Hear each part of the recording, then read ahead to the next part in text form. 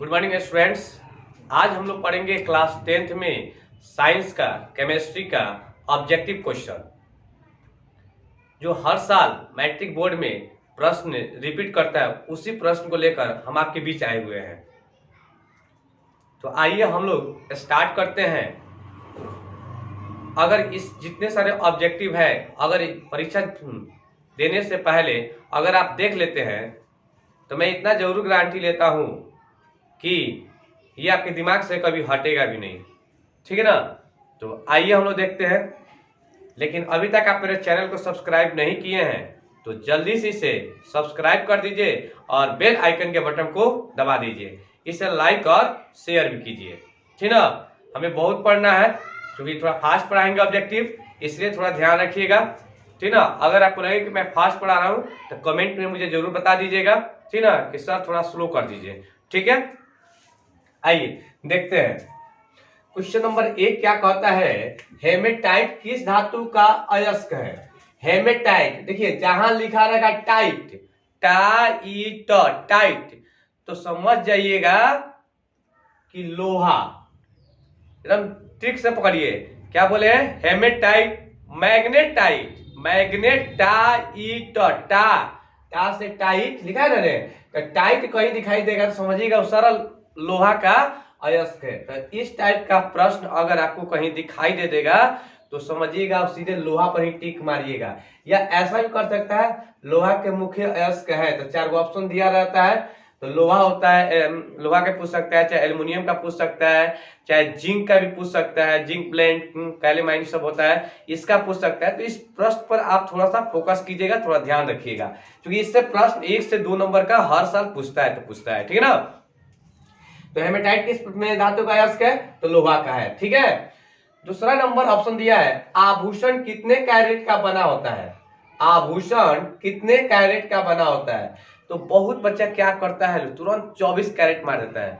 देखिए 24 कैरेट का सोना शुद्ध होता है, ये बात सही है। ठीक ना? शुद्ध सोना 24 कैरेट का होता है, लेकिन उससे हम गहना नहीं बना सकते हैं क्योंकि वो बहुत ही मुलायम होता है। और मुलायम होने का मतलब हुआ है कि जल्दी टूटने की संभावना ज्यादा हो जाता है। ठीक है ना? तो इसीलिए 24 कैरेट नहीं होगा बल्कि 22 कैरेट होगा। क्या होगा? 22 कैरेट। आभूषण कितने कैरेट का बना होता है? तो 22 कैरेट का बना होता है। ठीक है ना? आइए, अयस्क में उपस्थित अशुद्धि को क्या कहते हैं? अयस्क में उपस्थित अशुद्धि को क्या कहते हैं? तो अयस्क में उपस्थित अशुद्धि को गैंग कहते हैं। क्या कहते हैं? गैंग या मैट्रिक्स लिखा है तो समझ जाइएगा। ठीक है ना? चौथा नंबर क्वेश्चन पूछ रहा है, लोहे को जंग से बचाने के लिए किसका लेप लगाया जाता है? ध्यान से सुनिएगा, बहुत अच्छा क्वेश्चन है, रिपीटेड क्वेश्चन है ये। लोहे को जंग से बचाने के लिए किसका लेप लगाया जाता है? तो इसका आंसर होगा जिंक, डी नंबर होगा। चौथा क्या हो जाएगा? डी नंबर ऑप्शन होगा, जिंक होगा। लोहे को जंग से बचाने के लिए किसका लेप लगाया जाता है? तो किसका? जिंक का। आइए क्वेश्चन नंबर 5 हम लोग समझते हैं। CaOCl2 का प्रचलित नाम है। CaOCl2 का प्रचलित नाम है तो विरंजक चूर्ण होता है। ध्यान रखिए क्या होता है? विरंजक चूर्ण। 5वां का ए नंबर आंसर हो जाएगा। और जो हम घर में खाने वाला साधारण नमक होता है उसका सूत्र क्या होता है? तो NaCl होता है। नमक का क्या होता है? NaCl होता है। ठीक है ना? आइए क्वेश्चन नंबर 6 देखते हैं। क्वेश्चन नंबर 6 क्या कहता है? धातुओं की प्रकृति होती है। धातुओं की प्रकृति होती है तो धातुओं की प्रकृति विद्युत धनात्मक होती है। विद्युत धनात्मक होती है, ध्यान रखिएगा। धातुओं की प्रकृति विद्युत धनात्मक होती है। आइए क्वेश्चन नंबर 7 देखते हैं। क्वेश्चन नंबर 7 क्या कहता है? सोना किसमें घुलता है? सोना जो है किसमें घुलता है? तो सोना जो है अम्लराज में घूमता है, मतलब घुलता है। अम्लराज में क्या होता है? घुल जाता है। सोना किसमें घुलता है? तो अम्लराज में घुलता है। आइए क्वेश्चन नंबर 8 देखते हैं।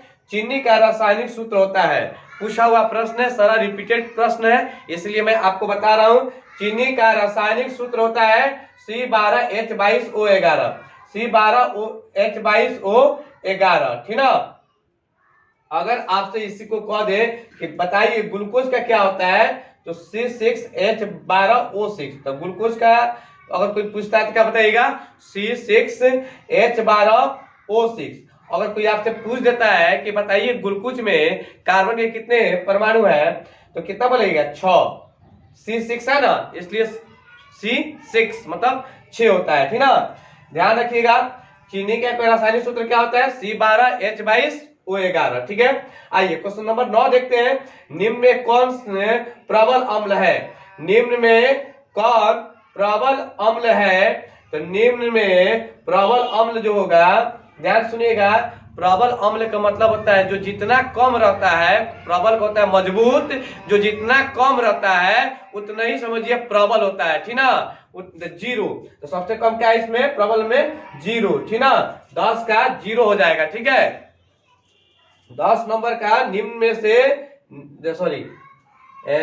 सॉरी 9 नंबर देखना है, निम्न में से कौन सा प्रबल अम्ल है, तो 9 का ए नंबर आंसर हो जाएगा, क्या हो जाएगा 9 का ए नंबर ऑप्शन हो जाएगा, प्रबल अम्ल हो जाएगा, ठीक ना। आइए 10 नंबर क्वेश्चन देखते हैं। निम्न में कौन सा प्रबल क्षार है, प्रबल देखिए तो जो जितना अधिक होता है उतना ही होता है, ठीक ना, मतलब प्रबल क्षार होता है जो जितना अधिक हो। याद रखें, ट्रिक पकड़िए, जो जितना कम वो उतना ही प्रबल अम्ल होगा, और जो जितना अधिक होगा उतना ही प्रबल क्षार होगा। तो इसमें देखिए इसमें कितना कौन अधिक है, तो बी है, तो बी नंबर क्या हो जाएगा 14 हो जाएगा, ठीक ना। प्रबल क्षार में 14 हो जाएगा सबसे अधिक, और प्रबल अम्ल में 0 हो जाएगा, ठीक ना। ध्यान रखिएगा 11 नंबर क्वेश्चन क्या कहता है, धातु के ऑक्साइड होते हैं, धातुओं के ऑक्साइड होते हैं, तो धातुओं के ऑक्साइड जो होते हैं क्षारीय होते हैं। क्या बोले हैं, धातुओं के ऑक्साइड क्या होते हैं, क्षारीय होते हैं। अगर आपको ये वीडियो पसंद आ रही है तो इसे लाइक और शेयर जरूर कीजिए, क्योंकि आप लोग के लिए मेहनत किया जा रहा है। 15 फरवरी को जो एग्जाम हो रही है, गारंटी है कि इसमें से प्रश्न मैट्रिक बोर्ड में पूछेगा तो पूछेगा, इसीलिए थोड़ा सा आप लोग इसे शेयर कर दीजिए, ताकि वैसे विद्यार्थी के पास पहुंच जाए जो विद्यार्थी को साइंस में ऑब्जेक्टिव में दिक्कत हो रही है। तो आइए देखते हैं क्वेश्चन नंबर 12 क्या कहता है। अगर आपसे पूछता है कि अधातु के ऑक्साइड कैसे होते हैं, अगर अधातु के ऑक्साइड कहेगा तो अ से होता है अधातु, और अ में ही छिपा हुआ है अम्ल। देखिए अ से अधातु और अ से जुड़ा हुआ अम्लीय, मतलब अधातु से पूछेगा तो दिमाग में ट्रिक पकड़ लीजिए, अधातु तो अ से अधातु आ रहा है और अ से अम्ल हो रहा है, तो अधातु का पूछेगा कि ऑक्साइड की कैसे होते हैं, तो अम्लीय हो जाएगा, 12 का सी नंबर। और वही 11 नंबर बोले हैं धातु के ऑक्साइड होते हैं तो क्षारीय होता है, तो धातु का पूछेगा तो क्षारीय और अधातु का पूछेगा तो अम्लीय, ठीक है ना। अभी तक हम लोग 12 नंबर क्वेश्चन तक पढ़ लिए हैं। आइए क्वेश्चन नंबर 13 देखते हैं, ठीक है ना। निम्न में कौन सा अम्ल है, निम्न में कौन अम्ल है, देखिए अम्ल जो है हाइड्रोक्लोरिक अम्ल होता है, HCl हाइड्रोक्लोरिक अम्ल है। यही हमारे पेट में क्या होता है, हाइड्रोक्लोरिक अम्ल बनता है। ध्यान रखिएगा हमारे पेट में कौन सा अम्ल बनता है, तो हाइड्रोक्लोरिक अम्ल बनता है। पूछ देता है कि हमारे पाचन तंत्र में कौन सा अम्ल पाया जाता है या पेट में कौन सा अम्ल बनता है, तो हाइड्रोक्लोरिक अम्ल जिसका नाम है HCl, ठीक ना, HCl। ध्यान रखिएगा लोहे को जिंक से लेपित करने की प्रक्रिया को क्या कहते हैं, लोहे को जिंक से लेपित करने की प्रक्रिया को क्या कहते हैं, तो याद रखिएगा लोहे को जिंक से लेपित करने की प्रक्रिया को गैल्वेनीकरण कहते हैं, गैल्वेनीकरण कहते हैं, ठीक ना। आइए क्वेश्चन नंबर 15 देखते हैं। एल्युमिनियम पर ऑक्साइड की परत चढ़ाने की प्रक्रिया को क्या कहते हैं, एल्युमिनियम पर ऑक्साइड की परत चढ़ाने की प्रक्रिया को क्या कहते हैं, तो याद रखिएगा एनोडीकरण कहते हैं। क्या कहते हैं, एनोडीकरण कहते हैं। एल्युमिनियम अगर पूछता है तो एनोडीकरण कहेंगे सॉरी एल्युमिनियम कहेगा तो एनोडीकरण कहेंगे, और लोहे को जिंक से लेपित करने के लिए बोलेगा तो गैल्वेनीकरण कहेंगे। ट्रिक पकड़ के रखिएगा। आइए क्वेश्चन नंबर 16 देखते हैं। हमारे शरीर का पीएच कितना होता है, या हमारे शरीर में पीएच का परास कितना होता है, ऐसा ही पूछ सकता है क्वेश्चन। तो याद रखिएगा कि हमारे शरीर का पीएच का परास जो होगा 7 से 7.8 के बीच होता है, ठीक ना, 7 से 7.8 के बीच होता है। हमारे शरीर का पीएच होता है 7 से 7.8 के बीच होता है। आइए क्वेश्चन नंबर 17 देखते हैं। क्वेश्चन नंबर 17 क्या कहता है कि कौन सा फास्फोरस अधिक खतरनाक होता है? कौन सा फास्फोरस जो है अधिक खतरनाक होता है? तो याद रखिएगा, सबसे अधिक खतरनाक फास्फोरस होता है वह होता है श्वेत, जिसको हम लोग पीला भी कहते हैं। तो श्वेत लिखा रहे या पीला लिखा रहे, तो हम उसी पर टिक मारिएगा, ठीक है ना।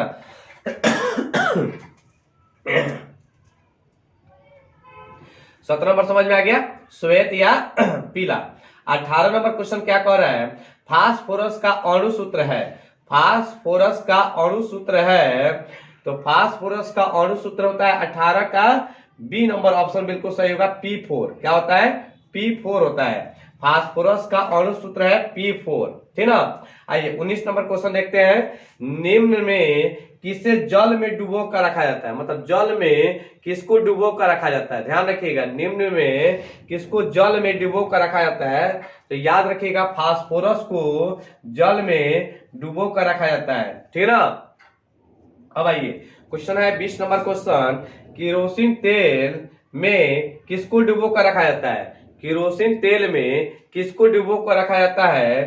तो केरोसिन तेल में सोडियम को, ठीक ना, डुबो कर रखा जाता है। ध्यान रखिएगा, केरोसिन तेल में किसको डुबो कर रखा जाता है? सोडियम को। और जल में किसको डुबो कर रखा जाता है? फास्फोरस को, ठीक ना। आइए क्वेश्चन नंबर 21 क्या कहता है? निम्न में पीतल किसका उदाहरण है? निम्न में पीतल किसका उदाहरण है? यह प्रश्न जो है पूछा हुआ प्रश्न है और ये रिपीटेड क्वेश्चन है। ये प्रश्न पूछता है तो पूछता ही है, ठीक ना। या और फर्स्ट सीटिंग में आ गया तो आ गया, नहीं तो सेकंड सीटिंग में ये प्रश्न रहेगा तो रहेगा, ठीक है ना। तो निम्न में पीतल किसका उदाहरण है? तो याद रखिएगा 21 का ए नंबर ऑप्शन सही होगा, मिश्र धातु। मिश्र धातु मतलब पीतल जो है क्या है? एक मिश्र धातु होता है, ध्यान रखिएगा, पीतल जो है मिश्र धातु है। आइए 22 नंबर क्वेश्चन देखते हैं। कौन सा अधातु है जो कमरे के ताप में द्रव के रूप में पाया जाता है? कौन सा अधातु है? ध्यान रखिएगा, कौन सा अधातु है? अधातु कह रहा है, कौन सा अधातु है जो कमरे के ताप में द्रव के रूप में पाया जाता है? तो याद रखिएगा, ब्रोमीन है। क्या है? ब्रोमीन। ब्रोमीन अधातु होता है। और ये भी दिमाग में रखिएगा, इसका काम क्या है कि कमरे के ताप में क्या रहता है? द्रव के रूप में रहता है, लिक्विड के रूप में रहता है, ठीक ना। क्वेश्चन नंबर 23 देखते हैं।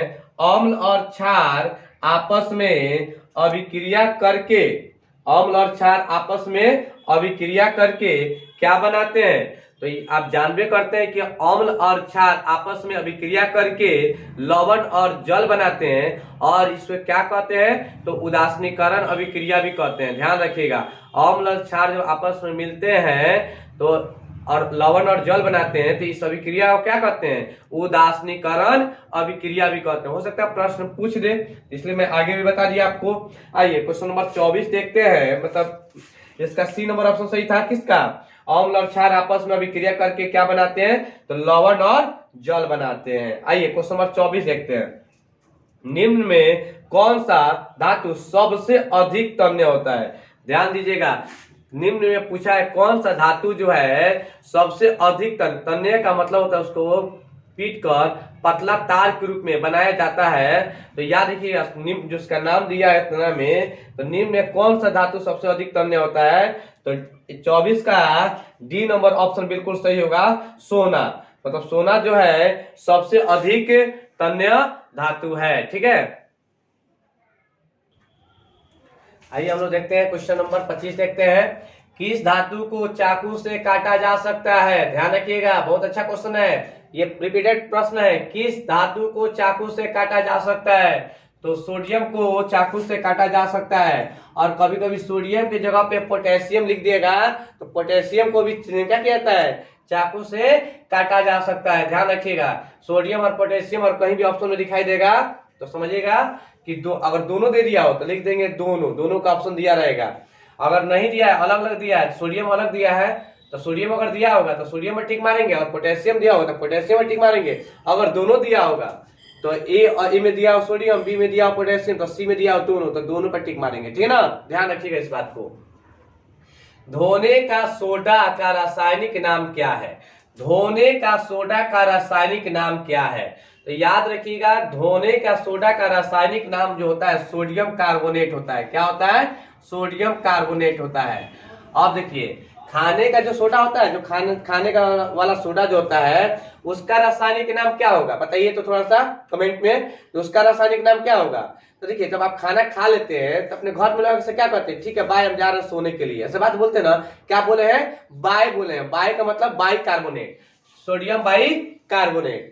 समझ में आ रहा ना? तो कोई खाने वाला चीज पे या खा कर कहिएगा बाय हम जा रहे हैं सोने, तब समझिएगा कि क्या हो रहा है? Sodium by carbonate. एकदम ट्रिक से पकड़िएगा, खाने वाला सोडा क्या हो जाएगा? Sodium by carbonate. और धोने वाला सोडा क्या हो जाएगा? मतलब धोने वाला सोडा का नाम क्या होगा? Sodium carbonate. तो 26 का आपका बी नंबर ऑप्शन होगा, सोडियम कार्बोनेट होगा। ठीक है ना? आइए क्वेश्चन नंबर आपको 27 देखते हैं। 1 ग्राम सोना से कितना लंबा तार बनाया जा सकता है? 1 ग्राम सोना से कितना लंबा तार बनाया जा सकता है? जी हाँ स्टूडेंट्स, आप जानते हैं 2 किलोमीटर। 2 किलोमीटर। अब मान लेते हैं एग्जामिनर आपका दिमाग का अगर टेस्ट करना हो, कह दे कि 3 ग्राम सोना, 3 ग्राम सोना से कितना लंबा तार बना सकते हैं? तो बताइए तो 1 ग्राम में 2 किलोमीटर हो रहा था, 3 ग्राम में कितना होगा? तो 6 किलोमीटर हो जाएगा। तो यहाँ पर टेस्ट लेगा कोई सर कहाँ पढ़ाए हुए हैं, तो थोड़ा कॉमन सेंस का यूज कर लीजिएगा। ठीक है ना? आइए क्वेश्चन नंबर 28 बताते हैं। 28 नंबर क्वेश्चन क्या कह रहा है? जिसके बाह्यतम कक्ष में, मतलब बाह्यतम का मतलब होता है जिसके बाहरी कक्ष में 5, 6 या 7 इलेक्ट्रॉन हो, मतलब 5 हो या 6 हो या 7 हो इलेक्ट्रॉन हो, तो उसे क्या कहते हैं? ध्यान रखिएगा, इस बात को बहुत अच्छा ट्रिक बता रहे हैं कि अगर किसी बाह्यतम कक्षा में आपके 5 को बच गया हो या 6 को बच गया हो या 7 को बच गया हो, पहचान करने का तरीका बता रहे हैं कि 5, 6 और 7 अगर बच गया हो तो उसे क्या कहते हैं? तो उसे अधातु कहते हैं। याद रखिएगा, जिसमें बाह्यतम कक्षा में 5, 6 और 7 बच जाएगा उसे क्या कहते हैं?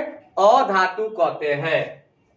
आइए 29 नंबर क्वेश्चन, बहुत ही इंपॉर्टेंट प्रश्न है, और ये प्रश्न जो है हर एक साल या तो फर्स्ट सीटिंग में रहता है, नहीं तो सेकेंड सीटिंग में रहता है, इसलिए इसे थोड़ा सा ध्यान पूर्वक देखिएगा। ठीक है ना? आधुनिक आवर्त सारणी में आवर्त की संख्या कितना होता है? आधुनिक आवर्त सारणी में आवर्त की संख्या कितना होता है? तो ध्यान देने वाली बात है, आधुनिक आवर्त सारणी में आवर्त की संख्या सिर्फ 7 होता है। कितना होता है? 7, मतलब 7 होता है। ठीक ना? अगर इसी पॉइंट को बदल के आपसे पूछ दे, बताइए वर्गों की संख्या कितना होता है? आधुनिक आवर्त सारणी में वर्गों की संख्या, क्वेश्चन 30 नंबर में दिया भी है, आधुनिक आवर्त सारणी में वर्गों की संख्या कितना होता है? तो 18 हो जाएगा। क्या हो जाएगा?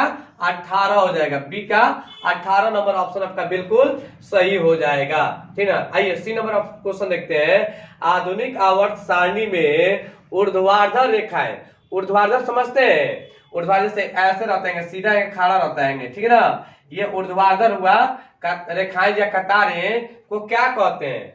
तो उसको हम लोग वर्ग कहते हैं। क्या कहते हैं? वर्ग कहते हैं। आधुनिक आवर्त सारणी में ऊर्ध्वाधर कतारें को क्या कहते हैं? तो वर्ग कहते हैं। सी नंबर हो गया। ठीक ना? अगर आपसे कह दे कि आधुनिक आवर्त सारणी में ऊर्ध्वाधर हटा के यहाँ पे क्या कर देगा? क्षैतिज कह दे, तो उसे क्या कहेंगे? आवर्त कहेंगे। क्षैतिज ऐसे रहता है, क्षैतिज ऐसे रहता है, इसको आवर्त कहेंगे। क्षैतिज बोलेगा तो आवर्त, और ऊर्ध्वाधर बोलेगा तो वर्ग। माइंड में लगा लीजिएगा इस प्रश्न को। ठीक ना? पूछेगा तो पूछेगा ही। ठीक ना? आइए 32 नंबर क्वेश्चन देखते हैं। वह कौन सा अधातु है, वह कौन सा अधातु है जो विद्युत का सुचालक होता है? जो विद्युत का सुचालक होता है, तो याद रखिएगा ग्रेफाइट। क्या बोले हैं? विद्युत का सुचालक होता है ग्रेफाइट। आप ग्रेफाइट को इग्नोर कर रहे हैं। आप देखें बचपन में जब आप स्कूल जाने की कोशिश किए थे, स्कूल के नर्सरी एलकेजी यूकेजी में, तो आपके पापा मम्मी पेंसिल खरीद के दिए थे। जो पेंसिल का जो आगे वाला निब होता है, नोखी जिसको हम लोग कहते हैं, होता है ना, वो क्या होता है? ग्रेफाइट होता है। ठीक है ना? तो वह कौन सा धातु है जो विद्युत का सुचालक है? तो याद रखिएगा 32 का डी नंबर होगा ग्रेफाइट। ठीक है? आइए 33 नंबर क्वेश्चन देखते हैं। विद्युत का सर्वोत्तम चालक कौन सा धातु होता है? विद्युत का सर्वोत्तम, यह प्रश्न पूछता है तो पूछता है हमेशा, याद रखिएगा। विद्युत का सर्वोत्तम चालक कौन सा धातु होता है? तो चांदी। 33 का ए नंबर हो जाएगा चांदी, ठीक है ना। आइए क्वेश्चन नंबर 34 देखते हैं।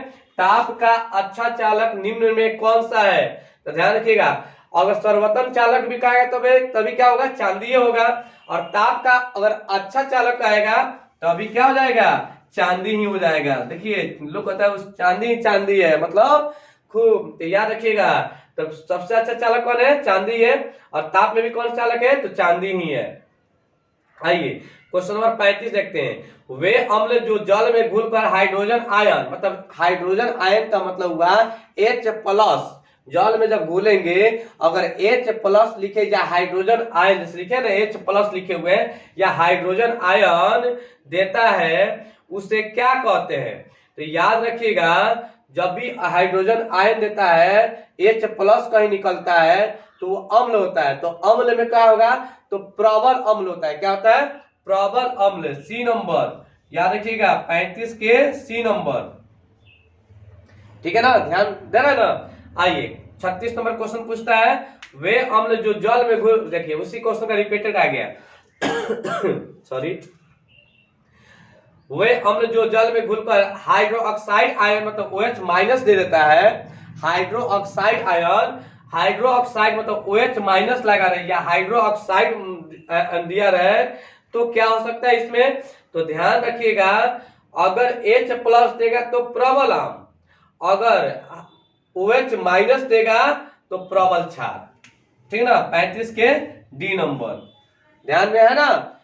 जल्दी से इसे लाइक और शेयर करते रहिए, ठीक है ना। आइए क्वेश्चन नंबर 37 देखते हैं। देखिए, जिसके बाह्यतम कक्ष में 1, 2, 3 इलेक्ट्रॉन होते हैं, मतलब जिसके बाहरी कक्षा में अगर 1 इलेक्ट्रॉन अगर दिखाई देता हो, या 2 इलेक्ट्रॉन दिखाई देता हो, या 3 इलेक्ट्रॉन दिखाई देता हो, तो उसे क्या कहते हैं? तो उसे धातु कहते हैं। और इससे पहले में भी मैंने बताया आपको, जिसके बाहरी कक्षा में 5, 6 और 7 इलेक्ट्रॉन होंगे, मतलब बाहरी कक्षा में 5 रहे, 6 रहे या 7 रहे, तो उसे क्या कहते हैं? अधातु। और जिसके बाहरी कक्षा में 1 रहे, 2 रहे, नहीं तो 3 रहे, तो उसे क्या कहते हैं? धातु कहते हैं, ठीक है ना।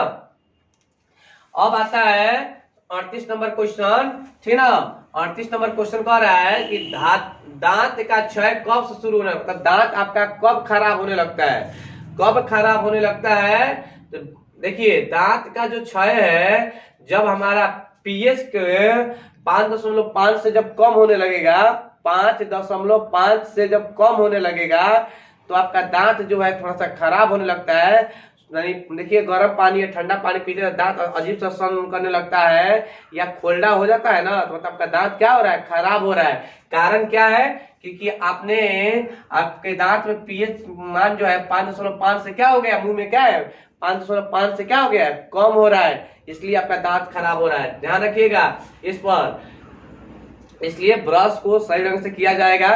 तो ब्रश अगर सही ढंग से करेंगे तो पीएच मान हम लोग का क्या रहेगा? ठीक रहेगा। तो दांत का क्षय कब से शुरू होने लगता है? जब पीएच मान क्या हो?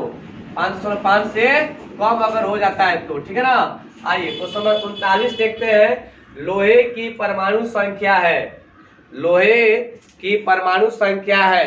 तो लोहे की परमाणु संख्या जो होती है 26 होती है। याद रखिएगा, इससे पूछता है प्रश्न। अब यहाँ पे एग्जाम्पल के तरफ पे हम आपको दिए लोहे लिखे हैं। हो सकता है कि परीक्षा में आपको सोडियम दिया रहे, सोडियम की परमाणु संख्या है, तो सोडियम की परमाणु संख्या कितना होता है? 11। कभी कभी ऐसे भी करता है कि सोडियम का संकेत होता है, तो सोडियम का संकेत होता है Na होता है। उसी प्रकार लोहा का संकेत क्या होता है? Fe होता है, ठीक ना।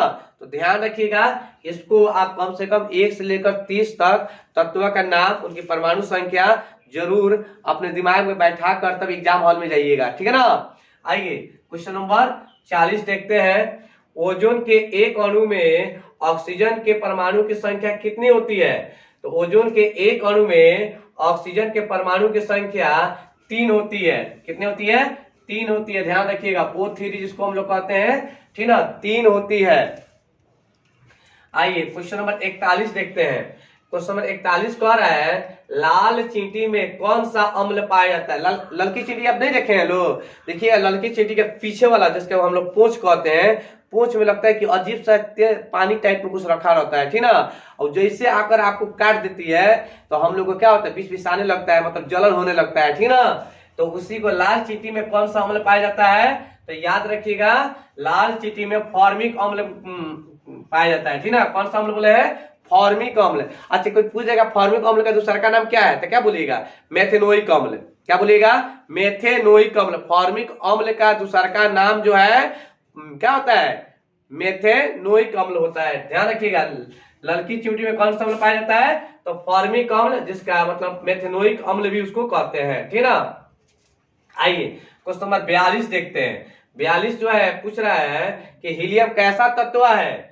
हीलियम तो सभी को जानते हैं, हीलियम कैसा तत्व है, तो निष्क्रिय है। क्या है, निष्क्रिय है, ठीक ना। ये पूछा हुआ प्रश्न है, ये अभी जितने यहां से प्रश्न दे रहे हैं सारा रिपीटेड प्रश्न है, ध्यान रखिएगा। आइए आगे देखते हैं, वर्ग 18 के तत्वों को क्या कहते हैं, तो बताइए वर्ग 18 के तत्वों क्या कहते हैं, तो वर्ग 18 के तत्वों को निष्क्रिय तत्व कहते हैं। मतलब उसमें जितने सारे तत्व रहते हैं, जैसे हीलियम भी 18 नंबर में जाता है, ठीक ना, वर्ग 18 में जाता है, इसलिए वो भी निष्क्रिय है। तो इसमें जो भी आएगा सारा निष्क्रिय ही हो जाएगा, ठीक है ना, ध्यान रखिएगा। अभी तक कितने तत्वों का ज्ञात है, मतलब अभी तक हम लोग कितने तत्वों को खोज चुके हैं, तो याद रखिएगा 44 का डी नंबर ऑप्शन सही होगा। 118 तत्वों का अभी तक क्या है, ज्ञात है। कितने बोले हैं, 118। आइए क्वेश्चन नंबर 45 देखते हैं, वर्ग 17 के तत्वों को क्या कहते हैं। वर्ग 17 के, वर्ग 18 के तत्व क्या बोले हैं, निष्क्रिय, और वर्ग 17 के तत्व क्या कहते हैं, तो हैलोजन। क्या बोलते हैं, हैलोजन, हैलोजन। वर्ग 17 के तत्वों को क्या कहते हैं, तो हैलोजन ग्रुप में उनको रखा जाता है, ठीक ना। अब आइए देखते हैं, टमाटर में कौन सा अम्ल पाया जाता है। बहुत अच्छा प्रश्न है, इससे 1 से 2 नंबर प्रश्न हमेशा मैट्रिक बोर्ड में पूछता है, तो पूछता है। तो जितने किसमें कितने कौन सा अम्ल पाया जाता है इसको जरूर पढ़ लीजिएगा, परीक्षा में तो पूछेगा ही, इससे ना पूछने का कोई सवाल ही नहीं है, ठीक ना। इसलिए इस पर दिमाग में रखिएगा। देखिए क्या बोला है, टमाटर में कौन सा अम्ल पाया जाता है, तो टमाटर में ऑक्जेलिक अम्ल पाया जाता है। कौन सा अम्ल बोला है, ऑक्जेलिक। अगर आपसे पूछ दे कि सेव में कौन सा अम्ल पाया जाता है, सेव में, तो आप सेव खाते हैं ना, उसमें कौन सा अम्ल पाया जाता है, तो सेव में मौलिक अम्ल पाया जाता है। याद रखिएगा, यहाँ पे लिखे मौलिक, सेव रहेगा तो मौलिक। अगर आपसे पूछे, जो इमली खाते हैं, बड़ा अच्छा लगता है, दाल चावल सब्जी पर इमली मिल जाता है, खटाई मिल जाता है, तो उसमें कौन सा अम्ल पाया जाता है, तो उसमें हम लोग को टॉर्टरिक अम्ल पाया जाता है, ठीक ना। और दही में कौन सा अम्ल होता है, तो लैक्टिक अम्ल होता है। याद रखिएगा, मैंने चारों का नाम यहाँ पे क्लियर कर दिया। टमाटर में क्या होता है, ऑक्जेलिक। टमाटर में क्या होता है, ऑक्जेलिक। सेव में क्या होता है, मौलिक। इमली में क्या होता है, टॉर्टरिक अम्ल। और लैक्टिकल अम्ल किसमें होता है, दही में होता है। चलिए बहुत अच्छा है, याद हो रहा है आपको, और इसको रिवीजन करते रहिएगा। परीक्षा में जाने से पहले इसको 1 2 बार 3 बार जरूर देख लीजिएगा, ठीक ना। बहुत ही इंपॉर्टेंट प्रश्न है, पूछता है तो पूछता ही है। तो आइए देखते हैं, वर्ग दूसरा लिखा हुआ है, वर्ग 2 के, मतलब वर्ग 2 ऐसे लिख देते हैं, वर्ग 2 के तत्वों को क्या कहते हैं। वर्ग 2 के तत्वों को क्या कहते हैं, तो याद रखिएगा वर्ग 2 के तत्वों को क्षारीय मृदा धातु, क्षारीय मृदा धातु कहते हैं। याद रखिएगा, क्षारीय मृदा धातु। और वर्ग 18 के तत्वों को क्या कहते हैं, तो निष्क्रिय तत्व कहते हैं। वर्ग 2 के तत्व क्या कहते हैं, क्षारीय मृदा तत्व। वर्ग 18 तत्व क्या कहते हैं, बताइए, तो निष्क्रिय कहते हैं। और वर्ग 17 तत्व क्या कहते हैं, तो हैलोजन कहते हैं। याद हो गया ना, चलिए बहुत अच्छी बात है। आइए क्वेश्चन नंबर 48 देखते हैं, ऑस्टक नियम किसने दिया था।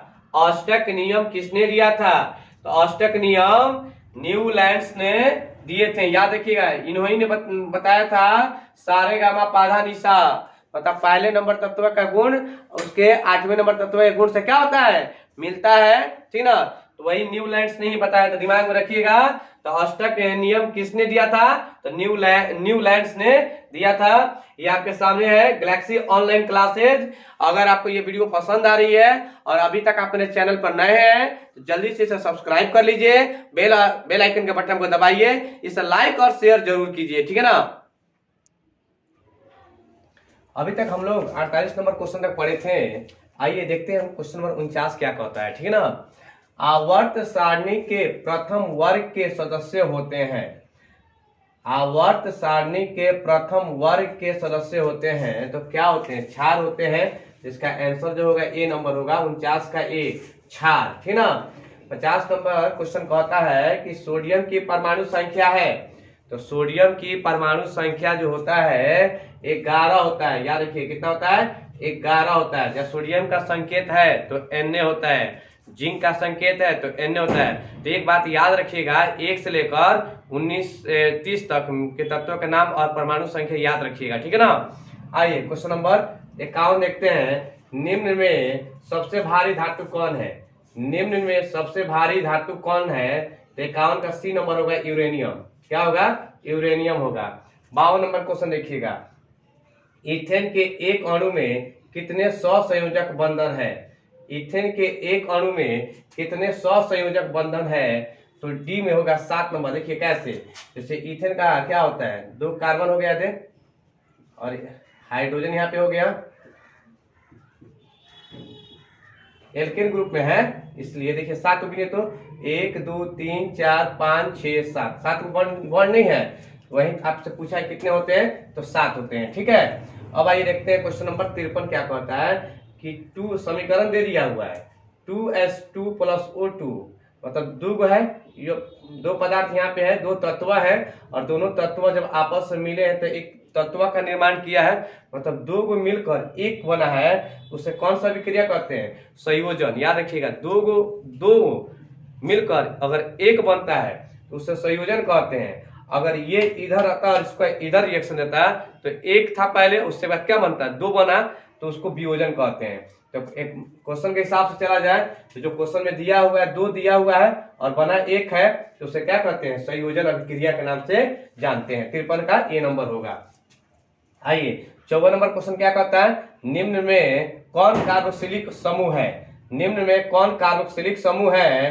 तो इसका आंसर 54 का बी नंबर होगा, सिंगल बॉन्ड COOH, ठीक ना। आइए 55 नंबर क्वेश्चन देखते हैं। निम्न में कौन सा गैस चूने के पानी को दूधिया कर देता है? तो कार्बन डाइऑक्साइड। याद रखिएगा, चूने के पानी को दूधिया कौन सा गैस करता है? तो कार्बन डाइऑक्साइड CO2, ठीक ना, मतलब सी नंबर ऑप्शन सही होगा। आइए 56 नंबर देखते हैं। जिप्सम का रासायनिक सूत्र है, तो जिप्सम का रासायनिक सूत्र होता है CaSO4 × 2H2 होता है, CaSO4 × 2H2 होता है। डी नंबर ऑप्शन आपका बिल्कुल सही होगा, ठीक ना। आइए 57 नंबर क्वेश्चन देखते हैं। निम्न में कौन सबसे कम अभिक्रियाशील धातु है? निम्न में कौन अभिक्रियाशील कम अभिक्रियाशील, कम होता है मतलब छोटा, कम अभिक्रियाशील धातु है तो एल्युमिनियम है। कौन सा है? एल्युमिनियम, मतलब इसमें है एल्युमिनियम जो है सबसे कम अभिक्रियाशील धातु है। 58 नंबर क्वेश्चन देखते हैं। असंतृप्त हाइड्रोकार्बन जिनमें कार्बन परमाणुओं के बीच त्रिआबंध रहते हैं, मतलब जिसमें त्रिआबंध रहते हैं उससे क्या कहते हैं? ध्यान रखिएगा, एल्काइन को कहते हैं, एल्काइन को त्रिआबंध कहते हैं, याद रखिएगा। और जिसमें एक बॉन्ड होता है उसे क्या कहते हैं? एल्केन कहते हैं, तो दिमाग में रखिएगा। आइए देखते हैं क्वेश्चन नंबर 59। अगर आपको ये वीडियो पसंद आ रही है तो इसे लाइक और शेयर करते रहिए। इसे अभी तक आप मेरे चैनल पर नए हैं तो इसे सब्सक्राइब भी कीजिए। बहुत ही इंपॉर्टेंट प्रश्न आपसे निकाल आपके बीच लेकर आया गया है, ठीक है ना। तो इसे जरूर परीक्षा में जाने से पहले पढ़ लीजिएगा, हो सकता है कि मैट्रिक बोर्ड में परीक्षा में आ सके। देखिए जिस तरह का मैंने सेटिंग किया है इस तरह का प्रश्न में आपका काम रहेगा। जैसे मैंने इसमें दिया एथेनॉल, तो आपसे एथेनॉल के बारे में जानकारी, तो हो सकता है कि आपसे प्रोपेनॉल के बाद दे दे, मतलब पैटर्न यही देगा। इसी पैटर्न को हमको देखना है। जैसे मैंने दिया है कि सोडियम की परमाणु संख्या, हो सकता है कि आपसे कैल्शियम की परमाणु संख्या पूछ दे, तो आपको याद होनी चाहिए, ठीक है ना। तो आइए देखते हैं 59 नंबर क्वेश्चन क्या कहता है। एथेनॉल के क्रियाशील मूलक का सूत्र है, एथेनॉल के क्रियाशील मूलक का सूत्र है, तो याद रखिएगा 59 का सी नंबर होगा। क्योंकि देखिए एथेनॉल, प्रोपेनॉल, ब्यूटेनॉल, हेक्सेनॉल, ठीक ना, ऑप्टेनॉल, ये जितने नॉल लगा रहेगा ना तो सब में OH लगा रहेगा, सिंगल बॉन्ड OH रहेगा। ट्रिक याद देखिए, देखिए नॉल लगा है तो नॉल, ये नॉल है ना, नॉल जो आप खोलते हैं याद देखिए, जहाँ नॉल होता है तो नॉल खोलते हैं तो क्या करते हैं, नॉल में लोग गिलास में पानी लेते हैं, पानी में क्या करते हैं, शराब मिलाते हैं कि नहीं मिलाते हैं, तो वही समझिएगा OH है, तो पानी में जब शराब मिलता है तो वही single bond OH, alcohol, alcohol का मतलब क्या होता है, शराब होता है, ठीक ना। तो याद रखिएगा एथेनॉल, एथेनॉल हो गया तो OH आ जाएगा, ठीक है ना। आइए, अम्ल का पीएच मान होता है, कितना होता है अम्ल का पीएच मान, 7 से कम होता है, याद रखिएगा, डी नंबर ऑप्शन बिल्कुल सही होगा, अम्ल का पीएच मान 7 से कम होता है। एल्केन का सामान्य सूत्र, हाँ इस तो पूछेगा तो पूछेगा ही, तीन गो नाम है, उसको कंफर्म याद रख लीजिएगा। एल्केन हमने एग्जांपल के तौर पर मैंने एक लिखा है, इसके पैटर्न में मैं बता देता हूँ। एल्केन का सामान्य सूत्र है, तो एल्केन का सामान्य सूत्र होता है CnH2n+2। आपसे पूछ देगा कि एल्केन के कौन से कार्बन है, कौन सा हाइड्रोकार्बन है, तो आप बताइएगा एल्केन किसके अंतर्गत में आता है, संतृप्त हाइड्रोकार्बन के अंतर्गत में आता है। क्या आता है, एल्केन का सामान्य सूत्र याद रखिएगा CnH2n+2, एल्केन किस समूह में रहता है, तो संतृप्त हाइड्रोकार्बन के, ठीक है ना, दिमाग में रखिएगा संतृप्त हाइड्रोकार्बन। अगर कहीं आपसे पूछ दे कि CnH2n को क्या है, तो इसका किसका सामान्य सूत्र है, तो ये एल्कीन का है, एल्कीन याद रखिएगा, CnH2n क्या है, एल्कीन, और ये था +2 लगा तो एल्केन। तो कोई अगर आपसे पूछता है कि एल्केन का सामान्य सूत्र क्या है, तो क्या बोलिएगा CnH2n+2, ये 61 का ये नंबर होगा। लेकिन कोई अगर आप चालमाती क्वेश्चन को चेंज करके आपसे CnH2n पूछ दिया तो ये याद रखिएगा ये एल्कीन हो गया। और कोई पूछ जाएगा बताओ एल्काइन का क्या होता है, एल्काइन, तो CnH2n-2 होता है। जब एल्काइन कहेगा तो -2, जब एल्कीन कहेगा तो -2 हटा देंगे, खाली 2n हो जाएगा। अगर एल्केन कहेगा तो +2। तो याद रखना कि अगर एल्काइन दिया रहे चाहे एल्कीन दिया रहे तो किस हाइड्रोकार्बन में आते हैं, तो दोनों ही होते हैं और संतृप्त हाइड्रोकार्बन में होते हैं, ठीक है ना। मैंने यहाँ क्लियर कर दिया।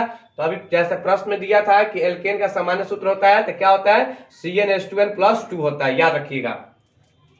धोने का सोडा का आणविक सूत्र है, धोने का सोडा का आणविक सूत्र है, बी नंबर ऑप्शन आपका बिल्कुल सही होगा, Na2CO3 × 10H2O होता है, ठीक ना। बी नंबर 62 का बी नंबर आपका ऑप्शन क्या हो जाएगा, सही होगा, ठीक है। आइए, मधुमक्खी का डंक में कौन सा अम्ल होता है, देखिए मधुमक्खी या लाल चींटी जो आपको काटा हुआ था, ठीक है ना, तो वही सेम रहता है, लाल चींटी हो या मधुमक्खी हो, उनके ठीक ना पूंछ में कुछ पानी टाइप में रहता है, तो कौन सा अम्ल हो जाता है बताइए आप, ध्यान रखिएगा, मेथनोइक अम्ल। मेथनोइक अम्ल का दूसरा का नाम हमने क्या बताया था, फॉर्मिक अम्ल, याद रखिएगा। मेथनोइक अम्ल का क्या दूसरा नाम होता है, फॉर्मिक अम्ल, या तो फॉर्मिक अम्ल दे सकता है नहीं तो मेथनोइक अम्ल दे सकता है, ध्यान रखिएगा इस पे। आइए क्वेश्चन नंबर 64 नंबर देखते हैं हम लोग। निम्न में कौन सा असंतृप्त हाइड्रोकार्बन है, निम्न में कौन सा असंतृप्त हाइड्रोकार्बन है, ध्यान दीजिएगा, असंतृप्त। तो असंतृप्त देखिए, ये CH4, methane, ethane, butane, ethane, ethane, propane, butane, butane दिया है, और ये जो है आपको एथिन दिया हुआ है, मतलब एथिन किस में आता है, असंतृप्त में आता है, बताया था ना। एल्कीन, एल्काइन, एल्कीन और एल्काइन दोनों क्या होता है, असंतृप्त। ये क्या है, एल्कीन में है, इसलिए डी नंबर ऑप्शन आपका क्या हो जाएगा, सही हो जाएगा। आइए 65 नंबर क्वेश्चन देखते हैं। 65 नंबर क्वेश्चन कह रहा है सिल्वर क्लोराइड का रंग कैसा होता है। सिल्वर क्लोराइड का रंग जो होता है श्वेत होता है, मतलब उजला होता है, ठीक ना। 65 का ए नंबर होगा। 66 नंबर कार्बन है, ध्यान दीजिए, कार्बन है तो कार्बन अधातु होता है, क्या होता है, कार्बन अधातु होता है। इसी तरह सोडियम दे देगा, सोडियम है तो 4 को ऑप्शन दिया रहेगा। इलेक्ट्रॉनिक विन्यास निकालने के लिए भी दे देता है प्रश्न में, ठीक है ना। आइए क्वेश्चन नंबर 67 देखते हैं। निम्न में कौन सा लवण है, निम्न में कौन सा लवण है, ठीक ना। तो याद रखिएगा NaCl, साधारण नमक NaCl, कौन सा लवण है, NaCl हो जाएगा, ठीक ना। 68 नंबर क्वेश्चन क्या कह रहा है कि निम्न यौगिकों में कौन अम्ल है। देखिए मैं बता देता हूं, अगर इस तरह का ऑप्शन दिया रहा है, पूछेगा कि कौन सा अम्ल है, तो आपको 10th क्लास में 3 को जो पढ़ना था, आपको तीनों का नाम लिख देते हैं। एक होता है दिया हुआ है H2SO4, ये मतलब क्वेश्चन के अकॉर्डिंग आपका हो जाएगा H2SO4, एक होता है नाइट्रिक अम्ल HNO3, ठीक ना, याद रखिएगा, और एक होता है HCl। अगर ये तीनों कहीं दिखाई दे दिया, ये और ये, ठीक है, नाइट्रिक अम्ल, हाइड्रोक्लोरिक अम्ल और सल्फ्यूरिक अम्ल, ये अगर कहीं तीनों दिखाई दे गया तो समझिएगा ये अम्ल है, और अम्ल के बारे में चर्चा करेगा तो अम्ल पे टिक मार दीजिएगा। आगे समझे ना। आइए क्वेश्चन नंबर 69 देखते हैं। निम्न में कौन प्राकृतिक सूचक है? निम्न में कौन प्राकृतिक सूचक है? तो याद रखिएगा आपका 69 का ए नंबर होगा हल्दी। हल्दी जो है प्राकृतिक सूचक है। 70 नंबर क्वेश्चन देखिएगा, कमरे के ताप पर द्रव अवस्था में रहने वाली धातु कौन सा है? कमरे के ताप पर द्रव अवस्था में रहने वाली धातु कौन सा है? तो पारा, मरकरी, याद रखिएगा मरकरी हो जाएगा, ठीक है। मरकरी या पारा एक ही होता है। सरलतम हाइड्रोकार्बन है, सरलतम हाइड्रोकार्बन है, मतलब जनरली सब कुछ जुबान पर रहता है, तो वो होता है मेथेन, सी नंबर में है, ठीक है ना। डी नंबर सी नंबर हो जाएगा, सरलतम हाइड्रोकार्बन है 71 का, सी नंबर। 72 का ये प्रश्न बार बार पूछते रहता है, बेंजीन का अणुसूत्र है, बेंजीन का अणुसूत्र है, तो डी नंबर ऑप्शन आपका सही रहेगा, C6H6। हो सकता है कि इस तरह आप दे रहे मेथेन का अणुसूत्र है तो CH4 होता है। याद रखिएगा अणुसूत्र, याद रखिएगा जो ट्रिक हमने बताया था, ठीक ना, उस ट्रिक को आप देख लीजिएगा। और इससे पहले भी मैंने केमिस्ट्री का, बायो का और फिजिक्स का ऑब्जेक्टिव क्वेश्चन बनाया है, उसको आप क्या कीजिएगा, मेरे डिस्क्रिप्शन में जाकर निकाल लीजिएगा, मिल जाएगा आपको, उसमें लिंक मैंने रख दिया है, ठीक ना, छोड़ दिया है, आप उसको पढ़ लीजिएगा देखकर, ठीक है ना। क्योंकि कल आपका 15 फरवरी को साइंस का एग्जाम है, और सारे ऑब्जेक्टिव को अगर आप पढ़ लेते हैं तो शायद आपका नंबर जो है 80 नंबर में 40 में 40 आप बनाकर जरूर आ जाइएगा, ठीक है ना। तो आइए देखते हैं क्वेश्चन नंबर 73। एथिल एल्कोहल का IUPAC नाम है। एथिल एल्कोहल, देखिए मैंने अभी क्या बताया है, एल्कोहल के बारे में क्या ट्रिक बताए थे, जहां भी नॉल अगर दिखाई दे दे, जहां भी नॉल आपको दिखाई दे दे, तो नॉल कहाँ दिखाई दे रहा है जी, देखिए एथेनॉल है, एथेनॉल है, एथेनोन है और एथिन है, तो यही ना होगा ना, एथेनॉल, ठीक ना। एथेनॉल का ही नाम है एथिल एल्कोहल, याद रखिएगा। एथिल एल्कोहल कहेगा, प्रोपिल एल्कोहल कहेगा, प्रोपिल एल्कोहल का बोलेगा सदा IUPAC नाम बताइए, बोल मान लेते हैं प्रोपिल एल्कोहल का बोल देगा कि IUPAC नाम बताइए, तब क्या बोलिएगा, प्रोपेनॉल, क्या बोलिएगा, प्रोपेनॉल। या कहेगा ब्यूटिल एल्कोहल का IUPAC नाम बताइए, तो क्या बता दीजिएगा, तो ब्यूटेनॉल, ठीक है ना। आइए क्वेश्चन नंबर 74 देखते हैं। 74 नंबर ऑप्शन क्या कहता है कि सिंगल बॉन्ड OH अभिक्रियाशील मूलक वाले यौगिक का नाम, देखिए OH लगा है ना, तो OH लगा तो किसमें लगा रहता है बताया जस्ट ना, तो एल्कोहल में लगा रहता है, किसमें लगा रहता है, एल्कोहल में, तो बी नंबर ऑप्शन आपका सही है। जहां OH दिखाई देगा समझिएगा एल्कोहल का बात कर रहा है, ठीक है ना।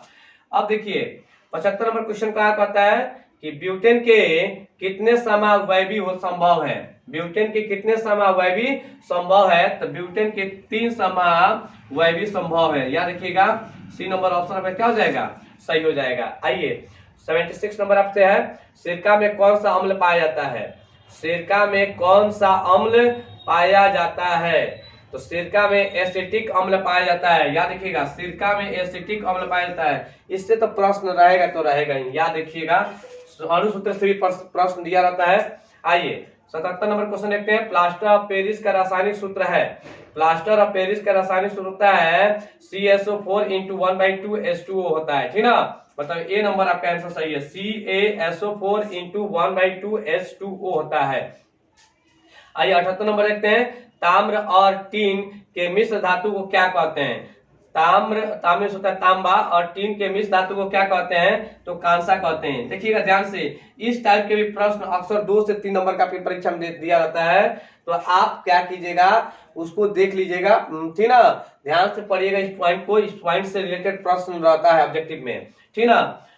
79 नंबर है ऑब्जेक्टिव है आपका, ऐसे तत्व जो इलेक्ट्रॉन को त्याग कर धनात्मक आयन बनाते हैं, मतलब कहने का मतलब जो इलेक्ट्रॉन को त्याग करते हैं और धनात्मक बनाते हैं, प्लस लगाते हैं, ठीक ना, तो इलेक्ट्रॉन को जो त्याग करते हैं तो वो हो जाते हैं धातु, और इलेक्ट्रॉन को जो ग्रहण करते हैं तो वो हो जाते हैं अधातु। याद रखिएगा, जब ग्रहण की बात करेगा तो अधातु, और जहां त्याग की बात करेगा तो क्या हो जाएगा,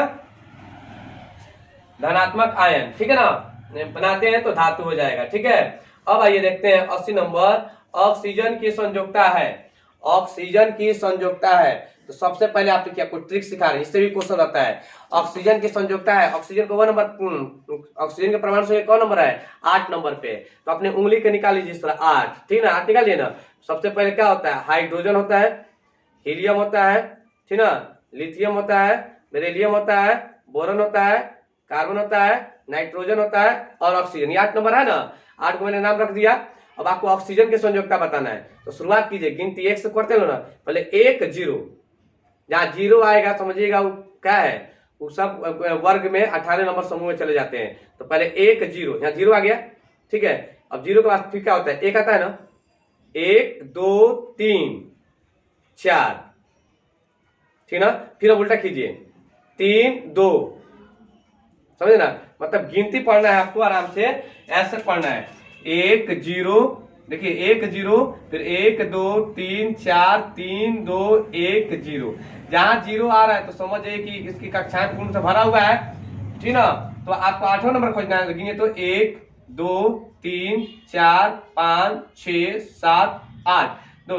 अगर मान लेते हैं हमको सोडियम का दिया रहता, मानते हैं ऑक्सीजन की जगह पे सोडियम दिया रहता, तो सोडियम दिया था, तो हम सोडियम कौन नंबर होता है, 11 नंबर पे होता है। तो हम गिनती पढ़ेंगे, पहले 1 0 1 2 3 4 3 2 1 0, फिर क्या करेंगे 1। तो सोडियम की संयोजकता कितना निकल गया, 1। कितना रखिएगा, कुछ तो दिमाग लगा लीजिए ट्रिक के, क्योंकि इस टाइप का प्रश्न परीक्षा में भी दिया रहता है, ठीक है ना। तो अभी तक आप मेरे चैनल पर नए हैं और अभी तक मेरे चैनल को सब्सक्राइब नहीं किए हैं, तो जल्दी से गैलेक्सी ऑनलाइन क्लासेज पे, ठीक ना, सब्सक्राइब कर दीजिए और बेल आइकन के बटन को दबा दीजिए, ठीक है ना। और कहा जाता है मंजिलें उन्हीं को मिलती है जिनके सपनों में जान होता है, मंजिलें उन्हीं को मिलती है जिनके सपनों में जान होता है, और पंखों से कुछ नहीं होता है, हौसलों से उड़ान होता है। और एग्जाम टाइम में हौसला टूटना नहीं चाहिए, क्योंकि सभी बच्चे एग्जाम दे रहे हैं। तो इसमें होता क्या है, जिसने मेहनत किया है वही इतिहास रचते हैं। तो आप क्या मेहनत किए हैं या नहीं किए हैं वो कमेंट में मुझे बताइए। और मुझे उम्मीद है कि आज 14 फरवरी में के दिन आपका एग्जाम जो है बहुत बेहतर ढंग से गया होगा, ठीक ना। तो कल साइंस है, आज रात पूरा ध्यान से पढ़िएगा। बेस्ट ऑफ लक कल के लिए आपको, थैंक यू। फिर अगले वीडियो में एक नए प्रश्न के साथ हम आपके बीच आएंगे, तब तक लिए धन्यवाद। जय हिंद, जय भारत।